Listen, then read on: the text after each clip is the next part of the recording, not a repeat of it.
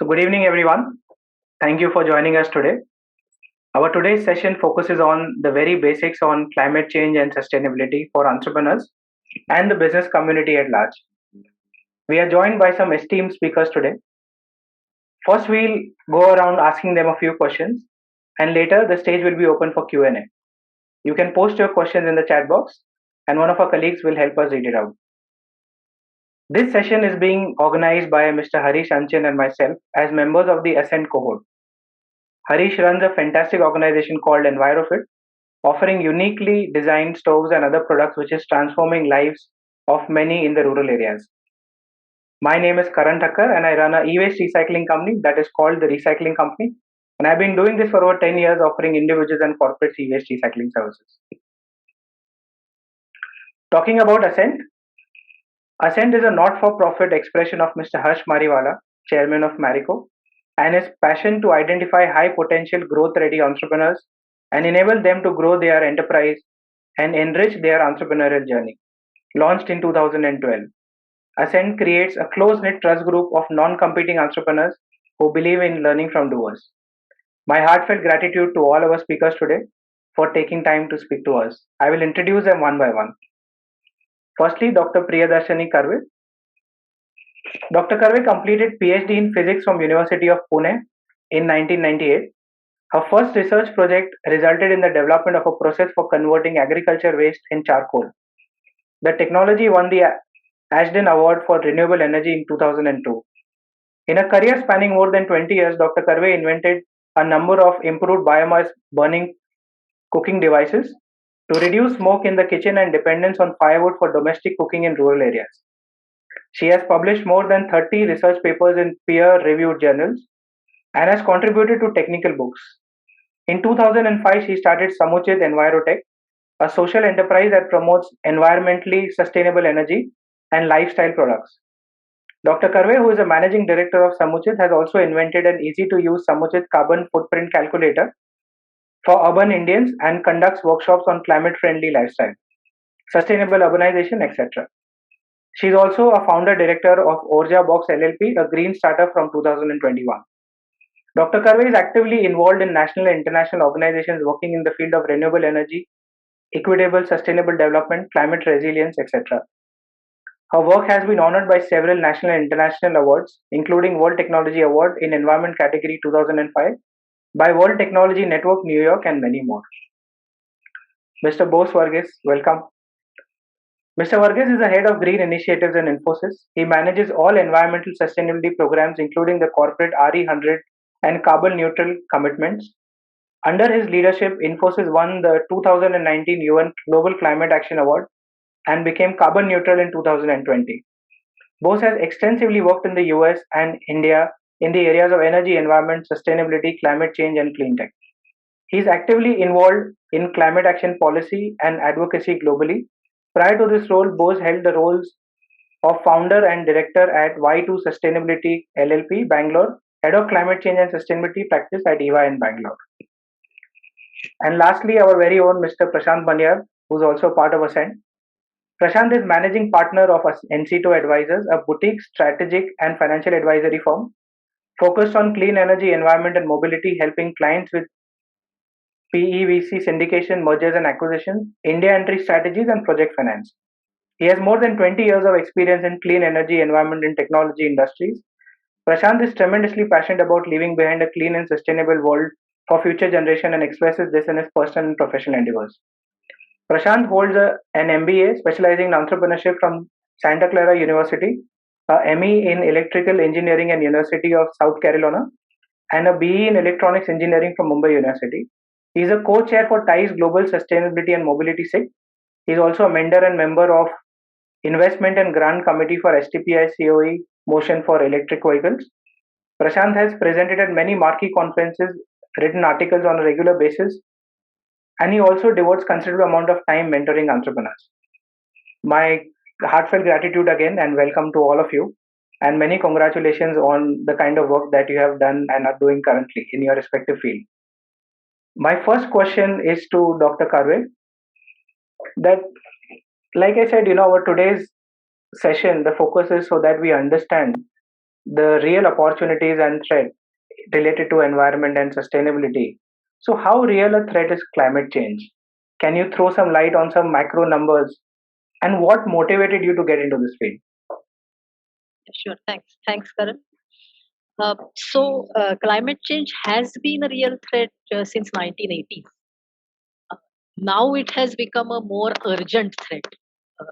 We have to understand this because in 1980s, when this first came to light that we are increasing through our use of fossil energy, we are increasing uh, the proportion of greenhouse gases in the Earth's environment, in the Earth's atmosphere, and that is leading to increase in the average temperature of the planet. When this was first noticed, and its implications and its possible impacts for the human civilization as a whole were also being predicted at that time. Unfortunately, the industrialized countries, which should have taken this seriously then, um, didn't do that. And that is why we are now in this dire situation. Now, just to give some numbers and some projections, if you look at the latest assessment report from IPCC, Intergovernmental Panel on Climate Change, it has clarified some key points. One is that given the current increase in greenhouse gas emissions, the current buildup of greenhouse gas emissions, we are now already committed to certain impacts. These impacts will be unavoidable. So part of our effort has to focus now on how are we going to deal with this changed circumstances, because changes in the average temperature of the planet means the entire climatic system is changing, and that is going to sort of manifest itself at different locations in the form of changes in the weather cycle. So we are also experiencing in India, rain pattern has gone haywire, heat waves are increasing. In general, the disasters, natural disasters have also increased in frequency and intensity. All of this is now sort of going to increase to a certain extent because of the emissions that have already happened. So we can't do anything about that. The second thing, if that has been emphasized, is that we can now only think about keeping the damage to the minimum possible extent, and to ensure that we will have to ensure that the increase in the average temperature of the planet compared to the pre-industrial period, that increase should not go beyond 2 degrees centigrade by the end of this century. So by 2100, the temperature of the planet should not increase by more than 2 degrees centigrade compared to what it was in 1850s. Already 1 degree centigrade increase has happened. And end of the century is just 80 years away. So some of the young people in this audience will actually see that time period. So if that is where the temperature increase, I mean, that tells you how much you need to slow down the greenhouse gas emissions. Now, in order to make that happen, this decade, this 2020 to 2030, is the most important decade, because we need to start showing a decline in our global fossil fuel use by end of 2030, in order to make that target of keeping the increase below 2 degrees centigrade achievable. So that's the equation, and that is why in this decade we need to make massive changes in the way we use energy, in the way we produce energy, in the way we run our businesses, in the way we aspire for lifestyles. All of this will have to really undergo a massive change, because right now the fossil fuel use is increasing. We have slowed down the increase, but annually the use of fossil fuel is still increasing, and the increase in renewable energy installations is not fast enough. So that has to accelerate really, really rapidly. So this is the situation that we are in right now, and therefore, especially these remaining now 7, 8, 9 years, these are going to be very, very critical. Now, as far as personally my uh, sort of coming into the climate change area, it happened in sort of two steps. First, because of my work in improved cook stoves. There was a time when the carbon markets were very much interested in improved cook stoves as a means of reducing carbon emissions. So that was one sort of brush with climate change and related issues. But then later on, I got into academics. I started teaching. I designed a course, living with climate change, and another course which was about sustainability, especially after 2015. So because of all of this, I started reading. I started talking about this. By chance, I happened to connect with other groups which were sort of thinking on similar lines. I am also currently part of a national network which looks at climate change impacts in India. So that's how I sort of got involved into it. And then I designed the carbon footprint calculator, started doing workshops. I've also given advice to many businesses in how to keep their carbon emissions minimized. People sort of started approaching with their queries, and I kept on exploring. So that's how it has happened. Lovely, very inspiring. And taking this from you that we have maybe 7 8 years to act. I think me and Harish and I, we whenever we talk, we say that having so much information about environment can be a little burdening sometimes because we are seeing so much of data. So now moving on to Mr. Varghese, is that you are at the helm of things at Infosys. You've taken so many initiatives that you've won so many awards, been able to take the organization to become carbon neutral, which is a very big achievement. So why should an organization really think of sustainability? And there are many large organizations in the Ascent family. I'm sure they can take a few learnings from you. And why and what all can they do to become an sustainable enterprise? What could be the starting point? Thank you, Karen, for that question. Why is it important? Well, I mean, the term tells you why it's important. It's if you want to sustain, you better deal with it, right? But to me, it is the way people look at it. There are two distinct aspects, or a business would look at it. One is very fundamental, and the other is interactive or relative. So if you are in a business where you are going to directly face some of these challenges of sustainability or ESG or specifically climate change, for example, I can give you just an example. If your industry uses water as an input, okay, and you need a lot of water,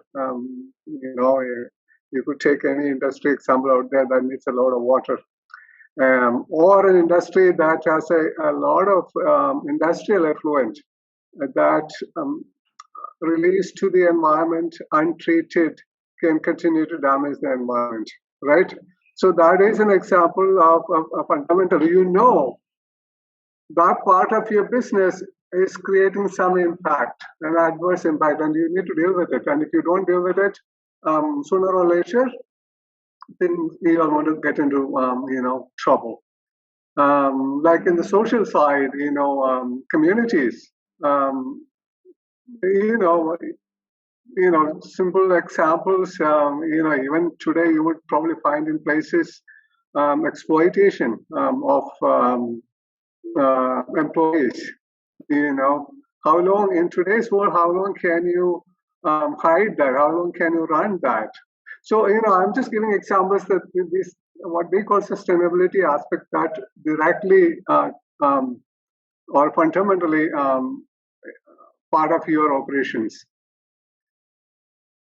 And the other part I said is interactive or relative is how others, the world around you, look at it. So if you are a small industry supplying to me, if you're one of my suppliers, and I would, or if I have put money into your business, I have given you, I have a 20% equity in your business. So we will look at you, how you tackle this. We have the perception that these are real risks and you need to deal with it. So if I'm an investor, my money is safe, right? If I'm a supplier, my supply chain is, not going to be interrupted. So this is what I call. So they are going to put some pressure on you, and so the world at large is going to look at you. That is going to impact your brand, your reputation, your ability to raise funds, and uh, people willing to invest in you. All of those. So when you take a mix of this, you realize that in today's world, it's important to tackle all these issues. And based on what your core business is, how you operate, how many geographies, what are these interactions with environment and society, specific actions, activities, the program itself could vary. But if you look across industries, you will see a lot of common ground. That's because we do have a lot of common aspects in our businesses. Now, how do you build? And when you start, I mean, this is a common question. As a small entity or a large corporation, how do you get into this? What do you do? And what I would say is that if you really look at um, your business, you are probably already doing many things. That is part of the whole sustainability basket. For example, if you are running an SME, a manufacturing unit, typically there is somebody looking at utilities, electricity, water, and things like that, and trying to, the business owners would be trying to definitely optimize, the use of this, and so that is a program that is sustainable. You don't want you want more out of less, right? For electricity or water, or any of this, you don't want to create a lot of waste. So people are already doing and it's this whole sustainability is, in fact, a journey. Companies like us, we are sitting here talking about great achievements, but none of this happened overnight. This happened over a long period of time, by focused, consistent strategy and approach and real action. So if you look at Infosys, our sustainability program is now almost a formal program. I'm talking about a formal program is now 13 years old, and today we are, one of the global leaders, and that's how long it took us to get there or where we are. So when you want to build it, how do you look at it? Typically, I'll try to be not technical. You look at your business and its interactions, the business operations, with the environment. That means all the natural resources that you may use, including water, metals, this, whatever. You look at the social interactions, and you look at actually what that people technically call a materiality assessment. You see, sustainability is a two-way thing. Things that for you as a company, I told you there is fundamental things that will impact your business, and there are these interactive relative things that your other stakeholders they think are important. So you have to look at both. And so you look at these different areas of interest. It could be, so typically people will look at water, energy, CO2 emissions, waste, circularity, right? In this employee side, what they call now human capital side, and there is also something called social capital. They look at different aspects. Today, there is increasingly more prominence for privacy and data protection and things like that. Tech education, tech for good, tech access, all this. So you look at, you throw these important topics. It is a iterative, interactive process within the business, and you sit together with the business leaders and you throw these points and see what is really important. What are the top 5, 10 critical things for us to start a program, start gathering data, start setting goals or targets, measuring those, and then sort of, reporting. That's how people look at it. And as you grow, you start with, if you are a water intensive industry, water would definitely be one of those areas. And if you're using a lot of water, there is a chance that you are, it's not all consumed. Something is going through the process and coming out as contaminated water. So treating that and dealing with that is important. So typically, you look at the whole operations like that, and you pick out these programs. And then, if you want to take action or set a goal, in order to measure a goal, the biggest challenge when people start is they realize they don't have any data. You go to a small industry and say, what's your so if I ask you to reduce 10% of your water consumption, a lot of them don't even have comprehensive data. They get water from one tube well here on site. A few trucks bring in water. Some water is coming from the corporation, and not all of it is measured, right? They don't know. So you face these challenges, and for a big industry, it's a big challenge.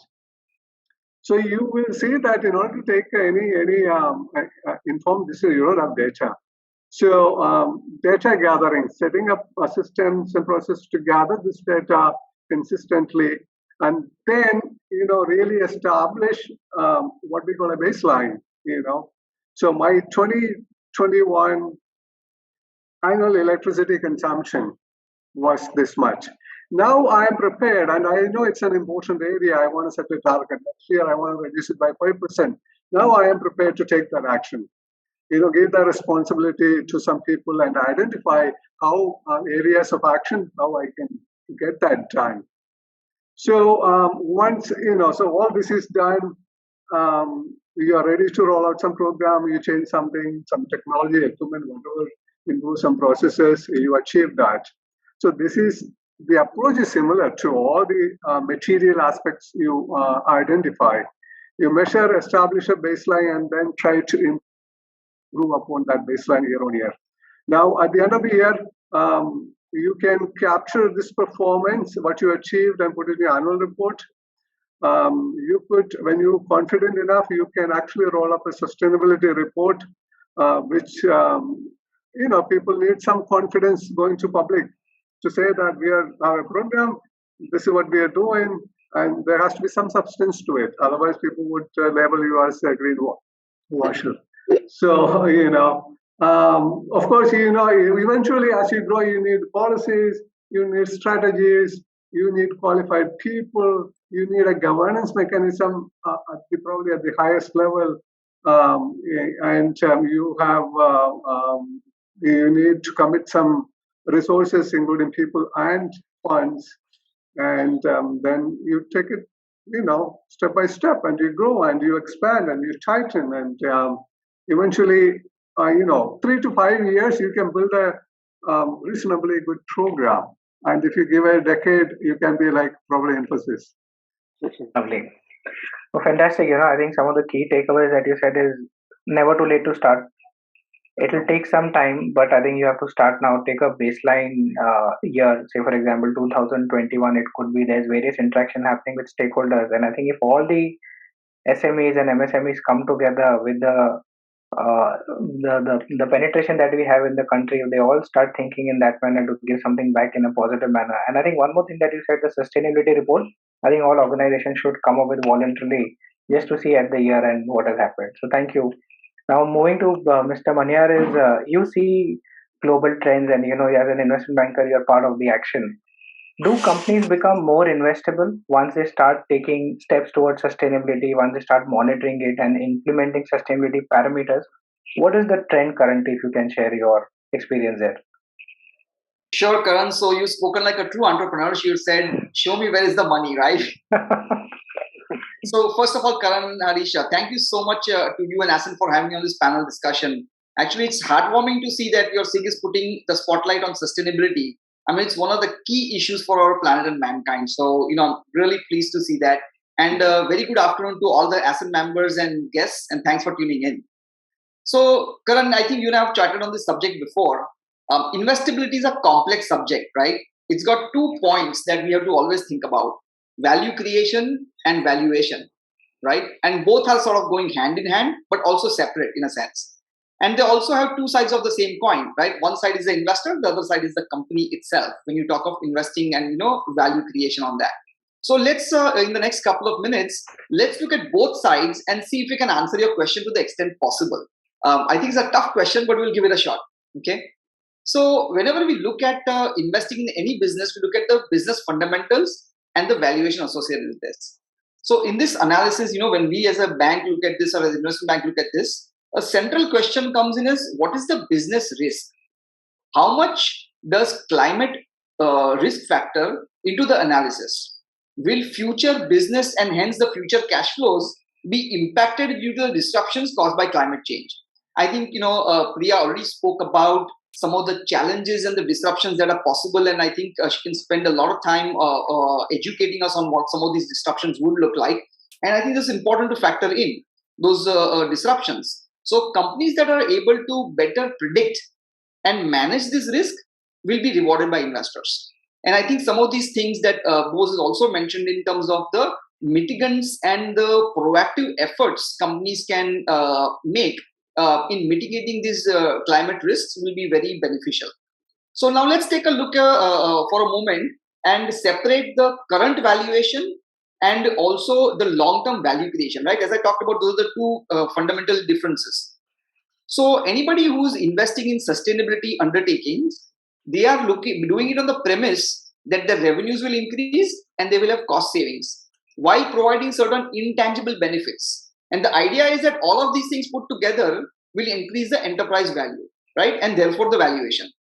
So just to give you a case in point, I think in April 21, McKinsey did a survey, and what they found is that the respondents, 40% of the respondents that they surveyed, estimated that all the climate risk or climate change initiatives they've done in terms of sustainability will give them significant benefit in terms of financial return over the next 5 years. So that's an interesting and encouraging sort of data point for us. But now if I just see, generally speaking, companies have many sustainability programs, right? And such companies which have sustainability programs in terms of renewable energy or water usage or energy efficiency, they will typically also have a better social and governance framework for all stakeholders, whether it is their employees, whether it's the suppliers, and so on and so forth.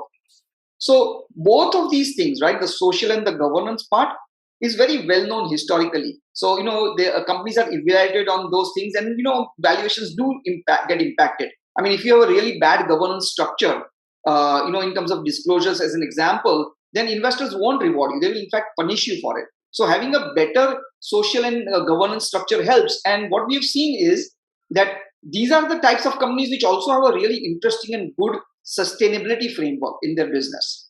Now, we also think about, okay, we are talking such a high level. What are some of these sustainability frameworks? And Bose alluded to them a little bit.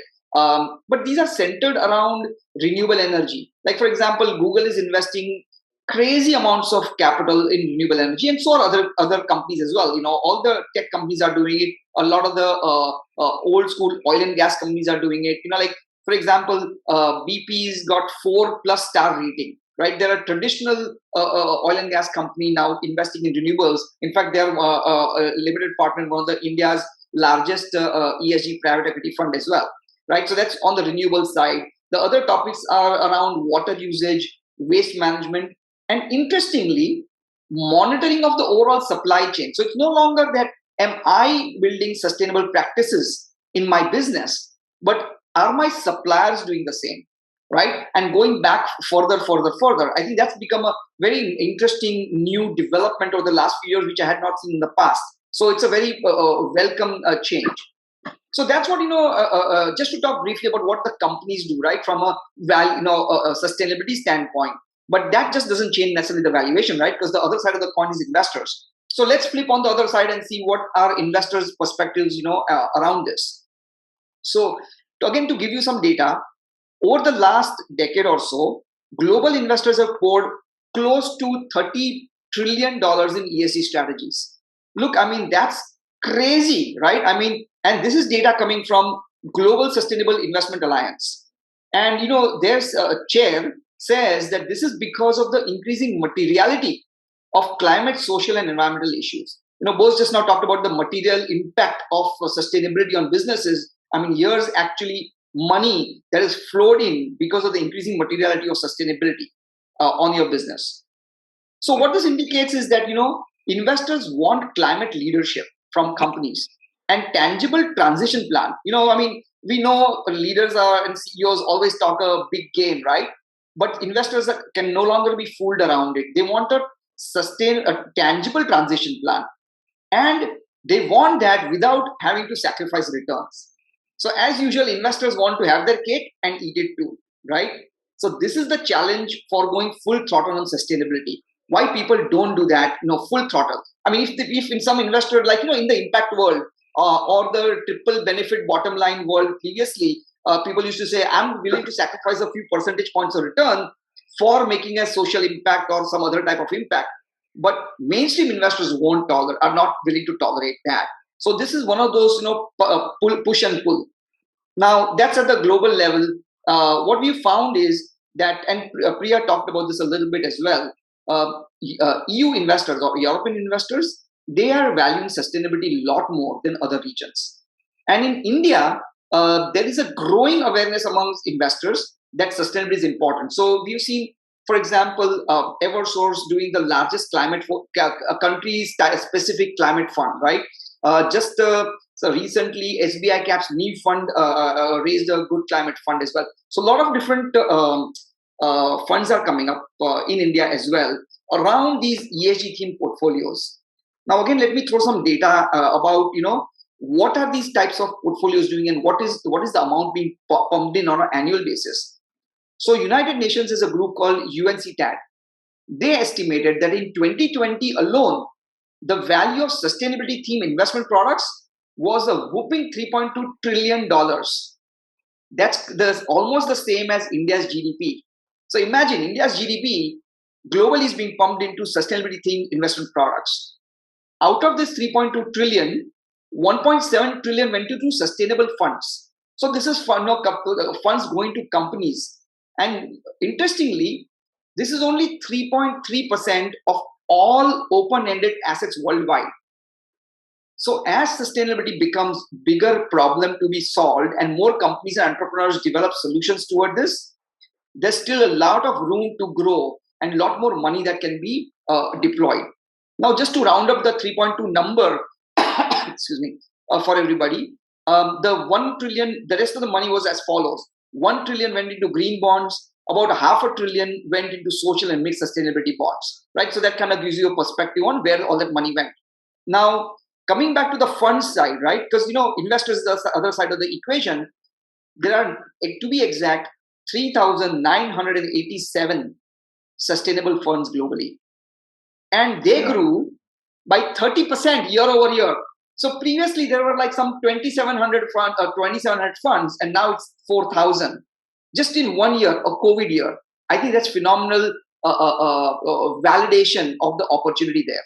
So what I want to just summarize quickly here, having talked about both the companies and the capital side of things, that when visionary companies are willing to invest for the betterment of the planet, and capital is also chasing this theme, then obviously the companies become more investable.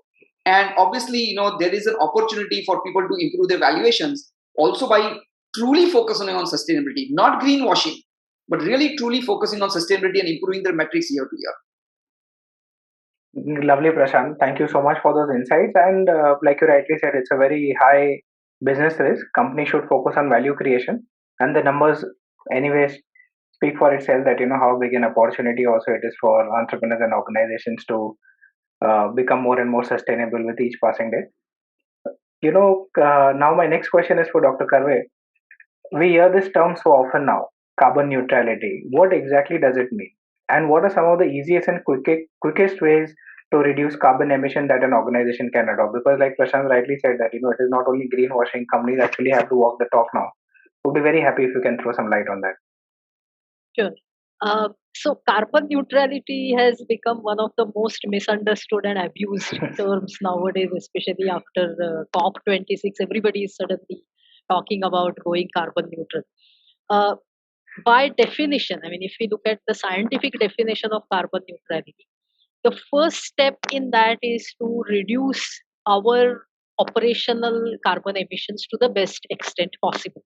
So first, we will need to look inwards, look at our processes, the technologies that we are using, and figure out what needs to change in order to minimize our own emissions to the best extent possible. Now, to the best extent possible is interpreted differently by different people based on their convenience, and typically people don't want to, to make too much change, but that is not what it means. Whatever is scientifically possible, everything should be done. Then the second step is, after that you look at what are the emissions that are still left. I mean, just by reducing your own or changing your own processes and technologies, you may not get to zero emissions. That is near impossible for most industries, especially manufacturing industries. So there will be some residual emissions that are left over, which then you have two options. One is you try to offset them, which means that you give somebody else some support in terms of money or technologies to help them reduce those much emissions elsewhere, and you take credit for that because you have enabled that process. So that is one route. Another route is to create carbon sinks so that you remove that much carbon emissions from the atmosphere by creating a mechanism to do that. Now, a popular idea there is to plant trees, which is not necessarily very effective, because I mean, if you look at the planet's ecosystems, there is a wide diversity there, and every ecosystem format has a certain role to play. So if a place is supposed to be naturally a grassland, if you go and create a forest there, it is going to cause more harm than good. So just indiscriminately planting some millions and billions of trees is just idiotic. Please don't get involved in those kind of programs. Ecosystem restoration, that is a better approach. You look at some place which has been degraded, look at what is the natural ecosystem that is supposed to be there and try to re-establish there. That will act as a very effective carbon sink also. So these are this is what you mean carbon neutrality. So you reduce your emissions and then you sort of minus your remaining emissions by doing these other things. Now, what is actually happening is people conveniently ignore the first part because that requires change within ourselves. And the entire focus is that, okay, we have this much emission and now let us offset it, or this plant billions of these kind of programs. And that is actually greenwashing, because unless you reduce emissions, you are not going to solve the climate change problems, because then it is just mathematical jugglery that you are doing. So it's important to understand that, and therein itself lies the answer to your second question: what should be done. Even in what should be done, there are steps to be followed. So, for example, if you are looking at your electricity consumption and you want to reduce your dependence on grid electricity, the first step in that is to really closely scrutinize the processes that you are following. Are there any ways to change the processes so as to reduce electricity consumption? You may want to, for example, at a lean period when there are less number of people on in your factory, can some areas be totally electricity? Can it be shut off? By changing the way you operate. Those kind of systemic or process changes, which are not really going to cost anything, but they will start giving you benefit by reducing your electricity consumption. Then the second step is technology changes. So replace your old air conditioners, for example. with more efficient air conditioners, or use motion sensor lighting, uh, shift to LED lighting. All sorts of technology changes comes next, and then you think about what is your actual electricity requirement, and can you get it from renewable energy by maybe rooftop solar or investing in wind energy and so on and so forth. The same logic also applies for offsetting and sinking. There is this whole there is a growing fashion to talk about technologies for carbon capture and sequestration. And there is one school of thought which says that we don't really have to bother about reducing emissions, because these fantastic technologies are going to come in and they will remove carbon from the atmosphere, and that will compensate everybody's emissions and we can reach zero emission. But as I said in the beginning, when the situation is now so dire that we have to achieve a certain goal in the next 8 years, you can't rely on a technology which is not already out there. Something which is still at a lab scale, something that people are still experimenting with it. If that happens, it's a bonus. But we have to move ahead assuming uh, that it is not going to be there, and look at what is already there. And currently the natural ecosystem is the best way to sink carbon. So these are some of the things that we have to keep in mind. Essentially follow science rather than fancy advertising, and be rational, and do this in a phase wise manner. That's the best way forward. And one small point that I would like to make here is that when you look at the overall outcome of your business activity, now we also have to think about this, that fine, we don't want to sacrifice on any amount of the profit, but if the outcome of that is whether we will exist or not, then I mean, what is the prudent way forward? That is what So, something we have to think about.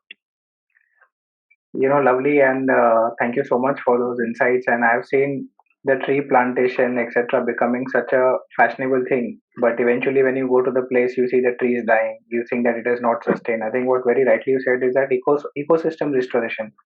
What are the native trees? I think that is something that I think only now people have started to learn and they have started to implement. But thank you. So before I move to Mr. Varghese, I would request everybody, if you have questions, you can start typing it down. So maybe towards the end, we can start taking questions from all our listeners today. So, Mr. Varghese, like you said, that an organization like Infosys has impact in so many ways, and you have so many stakeholders. There are so many people interacting on a day-to-day basis. There are customers, there are vendors, there are suppliers. So, do larger organizations like you also expect environment standards from vendors too? Is it already happening? And if companies want to work with Infosys as vendors or in any capacity, what are the standards that you think you would expect them also to adhere to? Very interesting question. Absolutely. The answer is absolutely yes. Yes. And I think, that is probably going to be a bigger push in the marketplace than the push from the investor that Trans has talked about. Of course, the investing community is pushing. There is a push coming from there. But there's a bigger push coming from the supply chain. Those who are at the head of the food chain, they are pushing down hard, and it's and we are facing it too. I mean, Infosys in the Indian context, we are a big company, we are a well-known brand, but we are also part of the largest supply ecosystem. We provide our services to some of the largest corporations in the world. So we are already seeing it. Fortunately, we are well prepared for it, and in fact, most of our clients who are embarking on such programs are using us as an example and actually seeking our guidance, Yeah.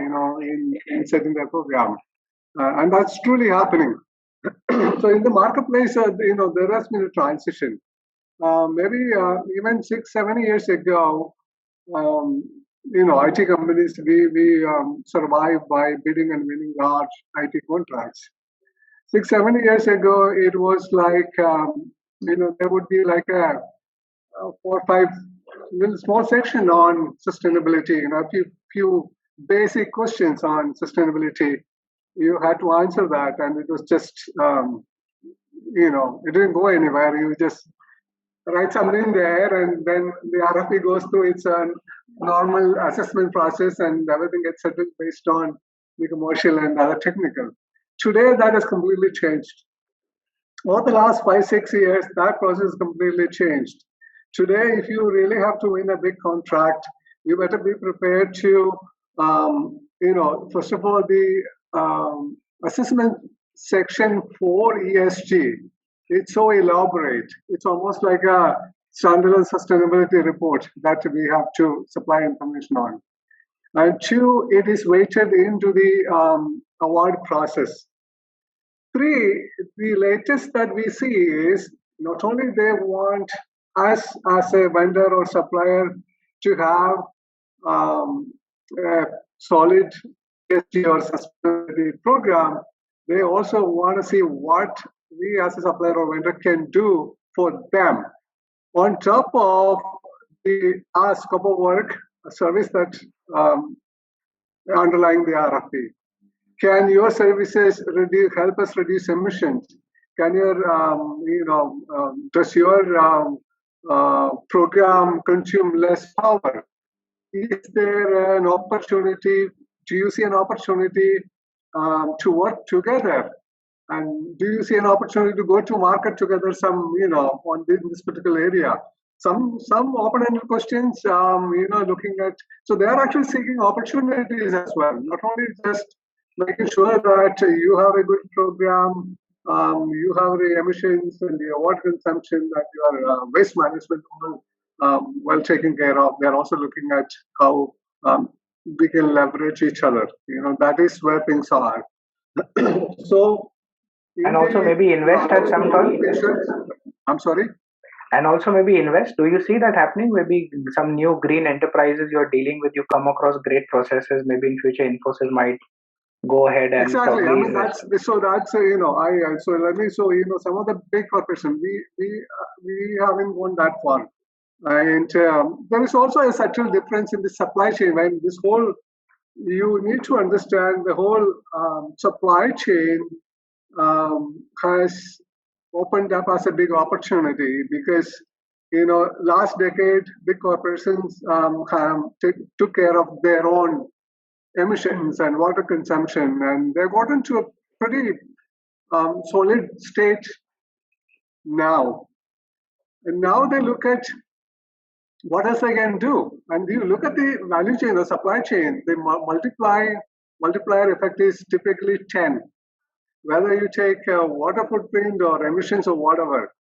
And a lot of these companies, a lot of these corporations, the way a normal supply chain works, these big clients have a great deal of influence and control over their supply chain, because they are, the big fish has a lot of it. I mean, they are probably the biggest money spinner. They are critical for probably the supply chain survival itself. So they do have a lot of influence. In many cases, these big corporations, when they see an opportunity, they even go and invest, take a stake in some of these supplier companies. So they sometimes even have a control over them. So the whole supply chain thing has become so big today, primarily because the multiplier. Infosys, we are as a service company, our supply chain is not big. If you take it an automobile OEM, or any company that has a traditional supply chain that includes a lot of manufacturers, a lot of supply fleet, transportation, all that is involved. Their supply chain footprint, whether emissions or water, it's like at least 10 times. And I've seen some numbers. So if I can do 100 units here, I'm looking at 1,000 units outside. I have already taken care of this 100 pretty much. So, let me expand my scope of work. And so that is becoming really big. Now companies are being judged by their supply chain action, actually. You look at, I'm not supposed to call out names, but you look at any big corporation, And I can tell you, the biggest ones have already rolled out supply chain programs through a platform. As vendors, we have to go in, log in, create a login ID, get in there, and they have a lot of drop-down list, emissions, water, all those. We have to set our own targets. This is just for a supplier. We have to set our own targets. This is their global program, and then they will track it. We will have to, at the end of the year, we'll have to tell them what we have done, where we have reached, and they are going to assess us. Some have even gone to the point that if you don't make the minimum cut, you are not going to supply to us. So this is becoming a critical aspect of surviving in today's green economy. So for Infosys, I can tell you, as I said, we provide service. We don't have like a component or something that's coming in from another supplier that we plug in and create some value add and then supply. It's mostly people-driven company. For us, supply chain is essentially those who supply our IT assets, that we use, and we are actually a consumer only. And for our offices and stuff, for daily operational. So we don't fit into a traditional supply chain. If there's an auto company, for example, what does an auto company do? They don't make anything. Everything comes from outside. They push everything together and they have a finished product going out. So their supply chain, they have great influence. For all those component suppliers, they have great influence. They can make them do stuff. You can say, I want, this particular nut or bolt or this door or window. I want per piece emissions control to this. I want 50% of your energy to be RE and things like that. And people are taking such internal commitments and people are pushing the supply chain to achieve those. So that's a reality. It is happening. If that is going to get everyone pulled into this whole global climate action. Lovely. So I think there is no choice there. I think it is better to get equipped sooner than later. And now I have a question for Prashant. Is that as you know that there are so many investors in the Ascent family now. There are people who are investing in startups. And as an investor, which are the sectors that could provide good investment opportunities in this space? You already said that how there are the number of funds and the money being allocated to the segment has grown tremendously. So if any thoughts on that would be of great insight to everybody here. No, actually the thought is very simple. They should just give a mandate to NCTO on the buy side and we'll tell them what to do. No, jokes apart. I'll assume, the investor profile is quite wide. So I'll assume that, this is more of a HNI, angel, early stage venture type of a profile and what they would like to invest, maybe in the 1 crore to maybe 20 crore type of a, bracket. Because, as the brackets change, the investment opportunities also change.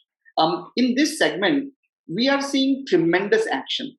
Okay, to just give you a perspective, historically we've looked at primarily growth transactions, right? Very large growth transactions. And what we have found over the last, and several years ago, I was maybe even a decade ago, I was pitching for startup transactions, right, for us to advise, and it never worked because the number of transactions were very few, the ticket sizes were very few, etc. But over the last few years, what we have seen in the whole sustainability, clean tech, clean energy, environment, whatever, right, whatever label you want to put it, the number of early stage companies has grown tremendously. And many of these are going to actually become, very large and successful companies and can no longer be avoided or cannot be ignored. Just being very frank about it. So we've actually started looking in those, and what we find, as good options for early stage investors are things, for example, on certain very limited renewable energy side. And I know there's a question on the chat about solar, and we can address it at depth later. But solar large farms is an institutional investor game, not a small investor game, right, at this point in time. But things in mobility, we're seeing tremendous number of opportunities in electric vehicles, in certain types of, biogas and, those kind of renewable energies, right, where you're transforming waste into something useful. Another area is recycling. We're very bullish about that. And there's many new things that are happening that early stage investors can actually get their arms around. I mean, you're in e-waste, you know very well what's happening in e-waste, battery recycling, that's probably the harder ones. But simpler things like plastic recycling, right? I mean, huge problem, and hundreds of millions of dollars being invested in this space, and it's going to continue growing because it is a problem that isn't getting solved easily, right? So that's a very interesting space from my standpoint. And then agri-tech, right? I mean, we always when we think about sustainability, we talk of plastics, we talk of renewables, etc., energy, water, but we don't talk of agri. Actually, interestingly, agri is one of those things which has impacted greatly by climate risk, right? So there's a lot of transformation happening in the agri-tech side as well. And because it's so nascent, there are interesting opportunities. And it's not just about saying, let me go and come up with a new technology which will fund, help the farmer. It's across the value chain of agri-tech, right? Whether it's in storage or, what have you, etc. And making that whole business green is very interesting area and still nascent, so investors can get their hands around it. And then, all the digital plays. I mean, the app world is just, blown away, right? Everybody has hundreds of apps on their phones. And, just this morning, I was talking to somebody in Europe, and he said that they are tracking 120 apps right now for sustainability for the consumer. I mean, so, that segment is very interesting. It has, of course, low barriers to entry, but also if you can find the right opportunities, it does have that opportunity for growth for an investor. Of course, identifying and evaluating and selecting the one is also a bit harder there, but that is a very interesting opportunity from my standpoint. So, I think the other thing that I've seen is a lot of investors, especially the angel investor network has also grown by leaps and bounds over the last few years. Currently we are part of some of these groups, right? And we see the number, has grown maybe hundreds of X now in the last 2 to 3 years. And some of the issues that we see with novice investors, and I think that's an important element for if investors are there in the Ascent group who are not seasoned. When I say seasoned, I mean 10 years of angel investing, having invested in 40, 50, 70 companies and lost money in 60%, 70% of them, and gotten their bruises and made huge amount of money in the 20, 30% of those, right? And those are also good numbers to have.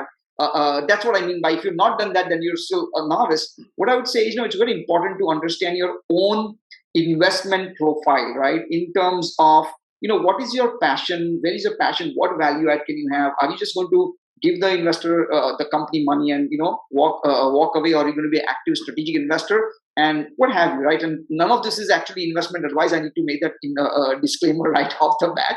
But those are the kinds of things that, folks have to think about. And, the early stage ecosystem in sustainability startups is definitely blossoming. It's definitely a great area to be in.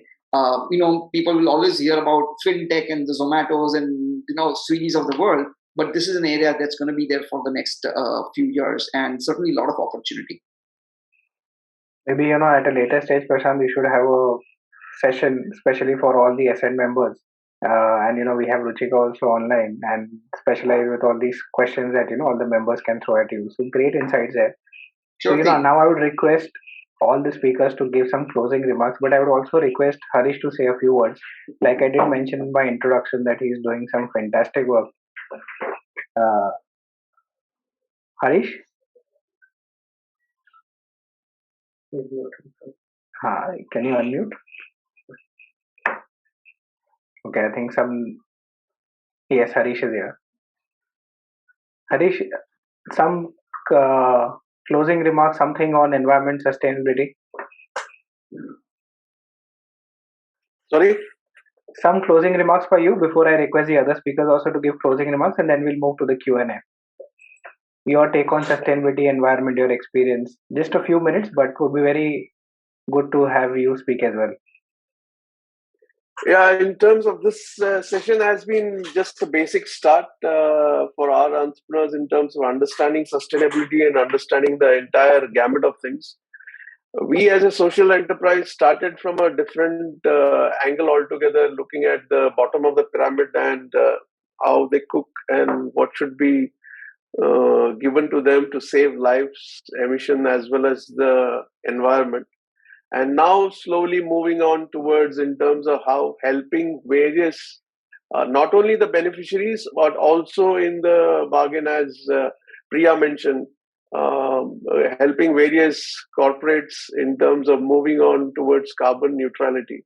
And that's been the mission. And I think this entire journey will keep on adding and fine tuning as we go. And thank you so much for all of this. Great. So now, Dr. Karve, starting with you, some closing remarks before we move to Q&A. Sure. Listening to everybody talking about this and also glancing at the questions, this is something which I have realized over the especially last few years, that increasingly there are going to be demands put on industries to move towards carbon neutrality, and not just do it by announcing, but actually providing proof of that.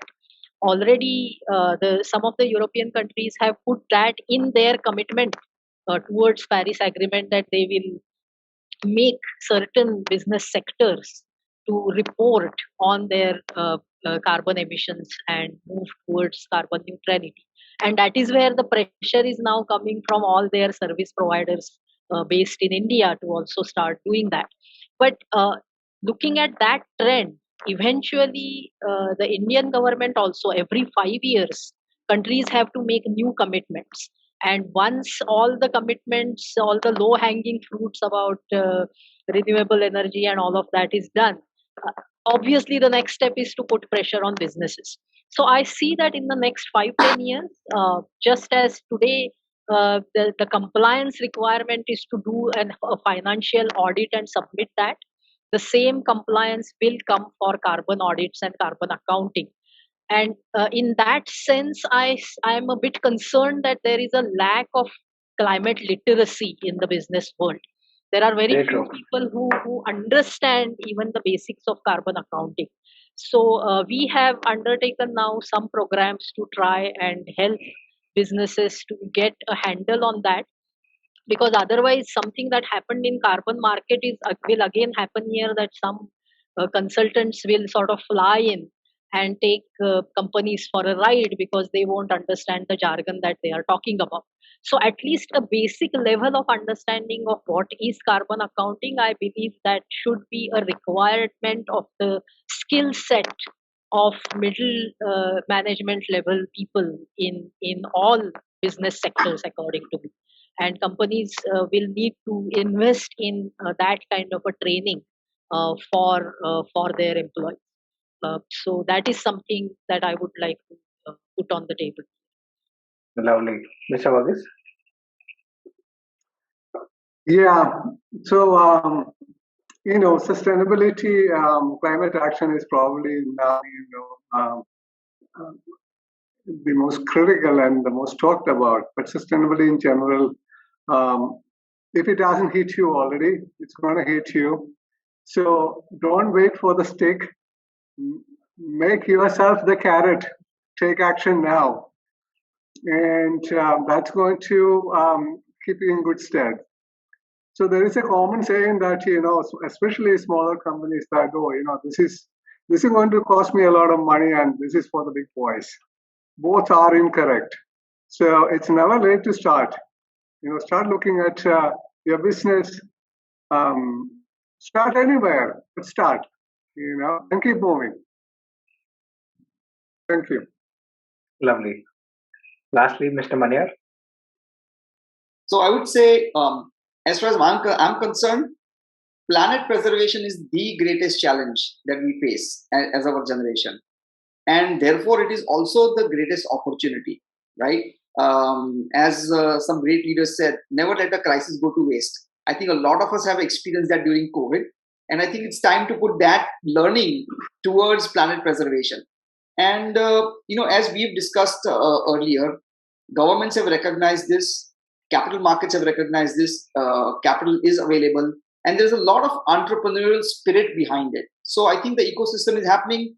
And therefore, when I look at all of us at Ascent, where we are here to scale our businesses, this is an opportunity and one particular lever to scale our business, right? So if you're in a non-sustainability business, then you have the opportunity to bring in sustainability practices to improve your business fundamentally. And if you're an entrepreneur in the sustainable business, I think the sky is the limit. So I'm personally very enthused about where things are going, and I'm very optimistic that we will be able to overcome some of these issues of what Priya mentioned earlier, and overcome those. So that's the spirit we are going with, and I hope that everybody joins. Whoever is not already on this bandwagon, everybody joins us. Fantastic. And like I said, I see the need where we can have a specialized workshop by you, maybe in the near future. So great, and I think maybe one thing I would like to say is that a quote that inspires all of us, that we don't inherit the environment from our ancestors, we bought it from our children. So with that sense of urgency, both personally and as entrepreneurs, I think we should ensure that whatever is there in our hands. I'll start taking the questions, what I can see in the chat box.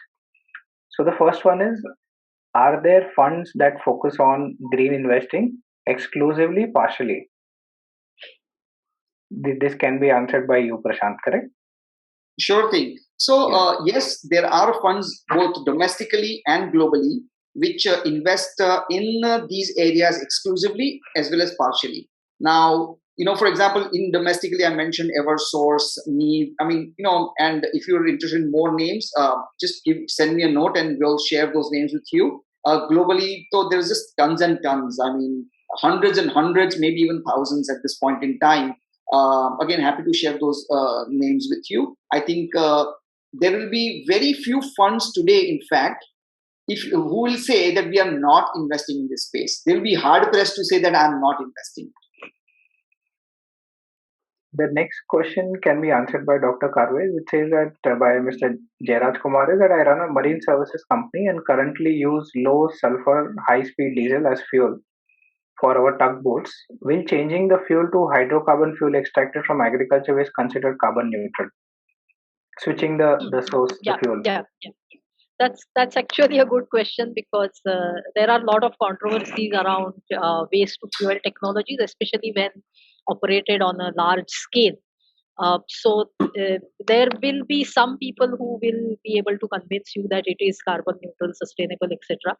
But if you do the carbon accounting starting from transport of waste to the fuel production facility, which is generally kept out of the calculation. But if you include that, then you will see that you end up burning more diesel to transport the waste to the factory than the biodiesel that is going to be produced.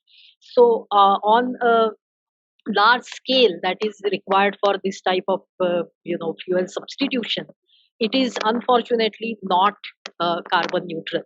Waste to energy technologies are carbon neutral only if they are done in a decentralized manner where the waste doesn't have to travel.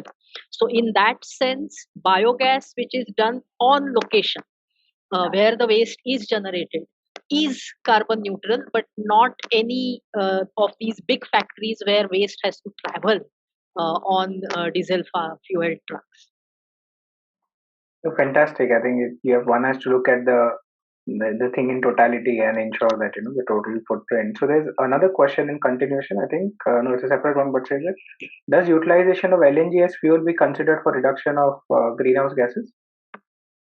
Depending on what you are replacing with LNG, because even among fossil fuels there is a hierarchy. So coal is the most polluting. If you go to liquid fuels, then that is better, and gaseous fuels, because the efficiency is also higher, and there are other technological processes involved there.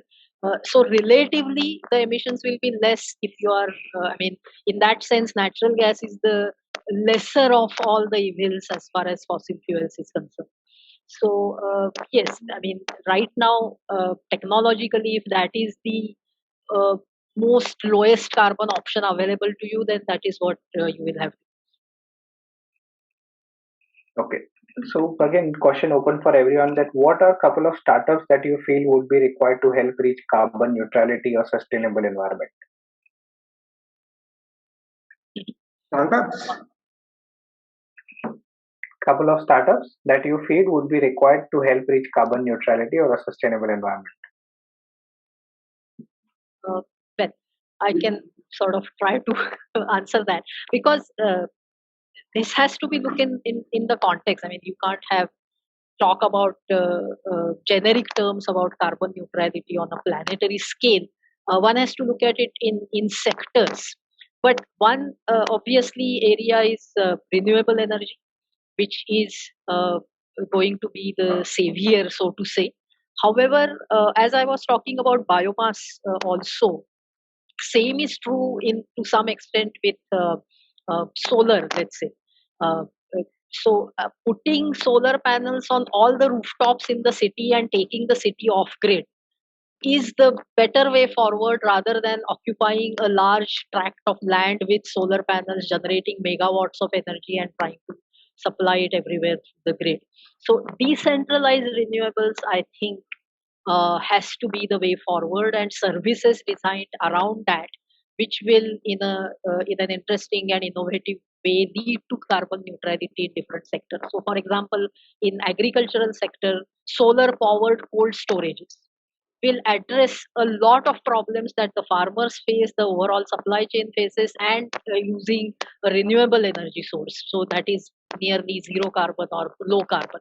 So these type of applications based on renewables, but in a decentralized manner, providing specific services, that is going to be very very effective according to me. And this is an area where we need more startups. Okay, another very interesting question is that, yeah, sorry, Mr. Varghese, I was please. going to add to that. Yes, I mean, please. this is at a high level. I mean, where in that space opportunities lie for an entrepreneur, they'll have to dive deeper. But this whole space transition that we are looking at, I think there are really 5 areas, out of which 2 are probably pretty well developed. Obviously, renewable energy, that's the first layer of transition we are looking at. But that has a challenge, because renewable energy by nature is infirm. So the storage technology. So renewable itself is pretty well established. Now the layer that is not well established commercially is the storage technology. Now, the next layer is actually mobility, EVs. So once the first layer is through, I mean, I'm not saying it will be one by one, it will happen concurrently. So renewable energy transition and the mobility transition to EV. So that is 3. To enable those in storage. The next is what we call the green hydrogen. There are a lot of sectors where even renewable energy, as energy coming through the grid can help. You need fuel. So hydrogen that is generated using renewable power, that is again an evolving area. That is the 4th basket. So these are all about transition and to a low carbon, economy. The 5th basket is carbon removals. Carbon removals. I mean, of course, this natural removal through afforestation and all that, but the technology itself, technological removal. There are a lot of experimentation pilots going on. So I think of these, the EVs and the RE are sort of well established. The storage technology is about to break through commercially. Green hydrogen is still under development, and the carbon removal technology is also under development. So I think there are opportunities across the sectors. Lovely. I missed one question by Mr. Jairaj Kumar, which is when LNG terminating companies aren't ready to utilize LNG as fuel for the service until like ours, just because the capital cost of this equipment is high, what is expected out of service providers like us? And today, equity investors are looking at ESG compliance in company like ours. We can't take the additional burden of capital cost and just be the lowest in the tender. So if an entrepreneur is taking that extra effort to put in capital, Any similar scenario you've come across?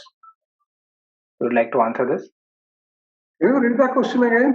Sorry. Okay, when LNG terminating companies aren't ready to utilize LNG as fuel for the service unit like ours, just because the capital cost of this equipment is high, what is expected out of service providers like us? And today, equity investors are looking at ESG compliance in company like ours. We can't take that additional burden of capital cost and yet be at the lowest in tender. And what kind of service provider are we talking about? Should we marine service, correct? Should we unmute Mr. Kumar so that he can elaborate? Karan, I'm happy to take the second part of the question.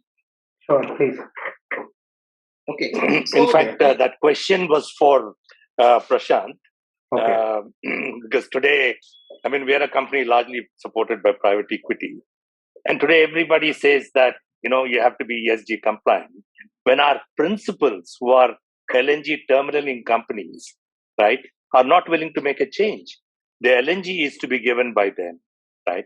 I operate the tugs, but it costs $1 million more to construct an LNG tug than a conventional fuel tug. Who's going to bear this cost? They want me to be the lowest in the tender, but yet build an LNG tug for them. So it's not fair on investors just to say that you've got to be ESG compliant. You've got to look at the value chain, what is happening from top to bottom. Absolutely, Jairaj. I can actually completely sympathize with you on this issue because you're sort of what I call in the sort of perfect storm stuck between the client as well as the investor, right, in this scenario. And honestly, there's no easy answer to this. I mean, I'll be just upfront about it. I'll attempt to explain what we have done successfully, but can't go into too much depth. We can have a call later. But really, it's a conversation on two fronts. One is, ensuring that the tender itself is starting to reflect some of the ESG metrics. Because then, see, we are an L1 country, right? You don't have a choice that you have to be L1. So in that scenario, if the tender is, including the ESG metrics, because the government is also pushing for that, right?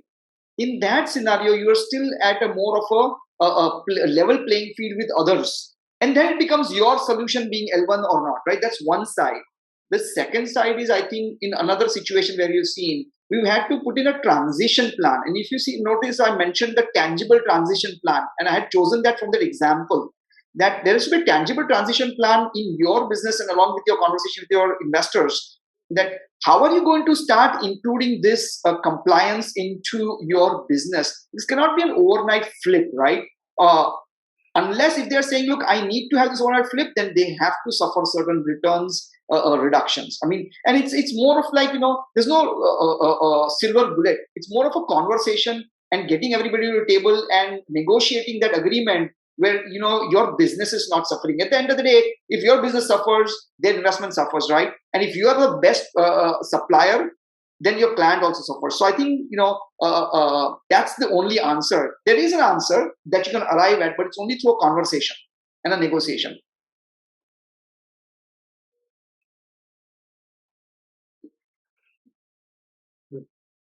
Great. So the next one is, will tariff on solar energy keep reducing in the next decade? Is solar farm really a good investment anymore for private players as it used to be? Should I take it? Please share that. Everybody, if they have a thought on this, please do. We can start with Mr. Varghese. I'm sure Prashant will also have some things to say on this. Yeah, I mean, so the solar technology has really broken through the price barrier. But we recently have challenged the import duties are being increased. So now the new installation, new assets are expected to cost 15 to 20% more. But that has nothing to do with the technology. It is just, commerce. So if you're talking specifically about technology, yes, I think it is continuing to drive the prices down, but there is global trade involved. So, we are dealing with that now.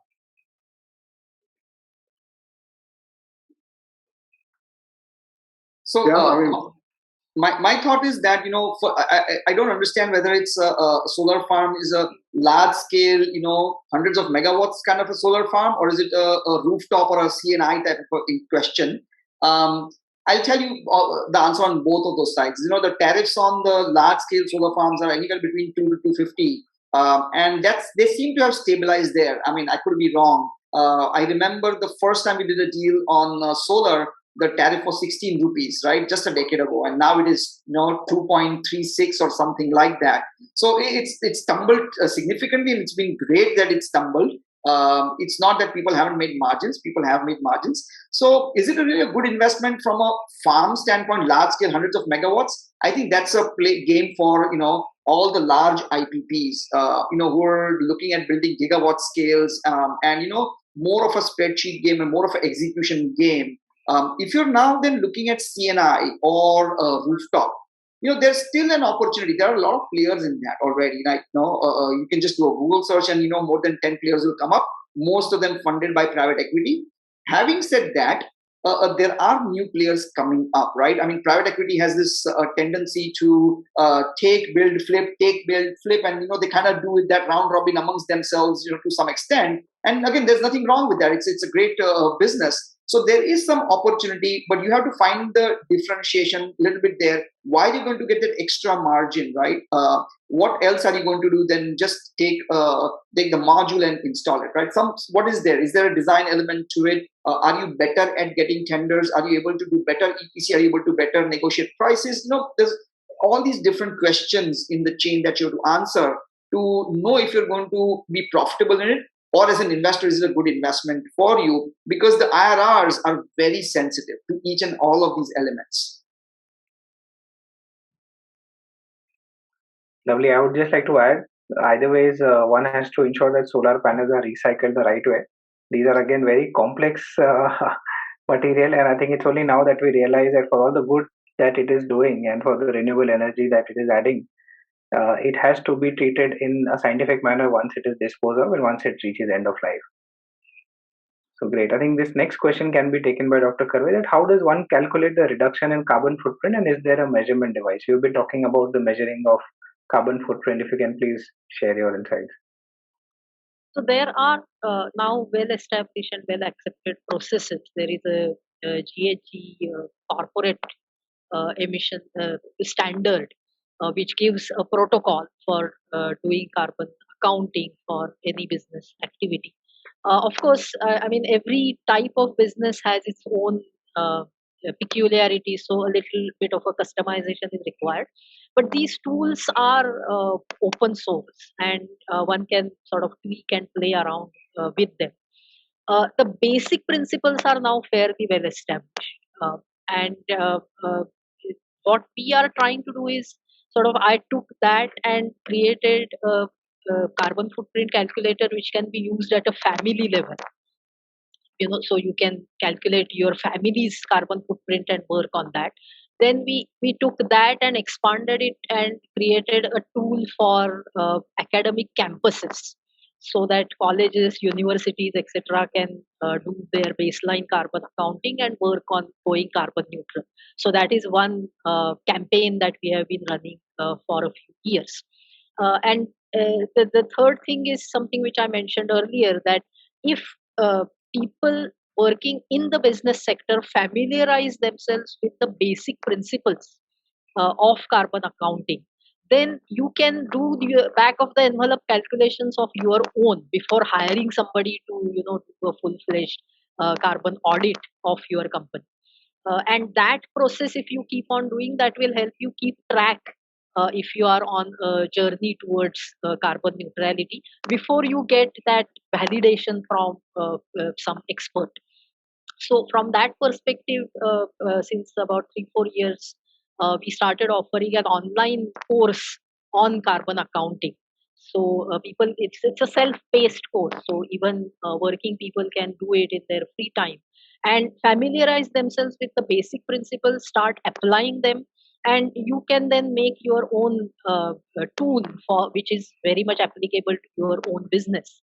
Because right now, it's a sort of a vacuum. There is no like in the case of financial audits, you have the chartered accountants and they have to follow certain processes. There is nothing like that. So there is a lot of room for innovation, improvisation, and designing things which are tailored to your specific business, your specific industry, to help you track your emissions most effectively. Great. In fact, on that note, I feel that if you all are comfortable, we can add your email address in the chat box. And if there is anyone who wants to reach out to you individually and, get some more of your inputs on any matter, that could be of great help. If that is, and now I think the last question for today is that is there a sustainable business group where all sustainable business come together and share resources, intel similar to Ascent? Are there similar groups? This is one, right? This is one. Other ones. I think Ruchika is here. She's saying competition kahan khada kar rahe log. I think there are a lot of forums, as a lot of them are membership based. I think LinkedIn there are quite a few groups which are very active, correct? LinkedIn there are quite a few groups that have come up on sustainability, environment. One can be. I think current LinkedIn is very active on this, and but there is nothing called sustainability group. I think in sustainability is more a label, right? That encompasses so many different sectors and so many different things. So there are actually deep groups on LinkedIn. I mean, groups which have deep conversations for each of these types of sectors. So if you're interested in a particular sector, then there are several groups, and like solar would be one. People can look at. Sorry. Like solar would be one. Yeah. So people can look at my LinkedIn. I think I'm a member of few, groups, okay. And see if those are good starting points. And if you guys find other groups that are creating more awareness, please let me also know. I'd love to join them and learn more. Yes. Yeah. But I think I would also suggest a lot of these sustainability sort of consortiums are led by industry associations. CII has, WICI has, WRI, WBCSP, the climate group. All of them have, of course, they have their own specific agenda. But if you can decide what is it that you want to focus on, you could be part of any of this organization and be part of their, sustainability group and initiatives. Lovely. So we have been recently sort of trying to push this idea of green entrepreneurs coming together and creating a specific identity of themselves as green entrepreneurs working in different sectors, because as Prashant said, there are sectoral groups, but everybody doesn't relate with each other as green entrepreneurs. So we are sort of putting together this concept of having a green entrepreneurs enclave, and hoping to hold a one day event with an exhibition after the COVID restrictions lift, to sort of trigger that process in Pune city at least. Fantastic, and we just hope and wish that there are many more events like this where like-minded people can come together. I hope I have not missed out on any questions. Have I? And then if no, then we come to a close to today's session. And again, on behalf of Harish and myself and Ascent Foundation, I would like to thank you again, Dr. Karve, Mr. Varghese, and Mr. Maniar for your time today. I think it was a fantastic session, and I'm so happy that you took time to answer each and every question in so much depth. And even the question and answer session, I think, was very enlightening. And I just hope that Prashant, of course, is a in-house member of Ascent, but your conversation also with the Ascent fraternity continues. And my best wishes to each one of you as you continue, to work hard towards this mission. Thank you. Thank you. Thank you so much. Right.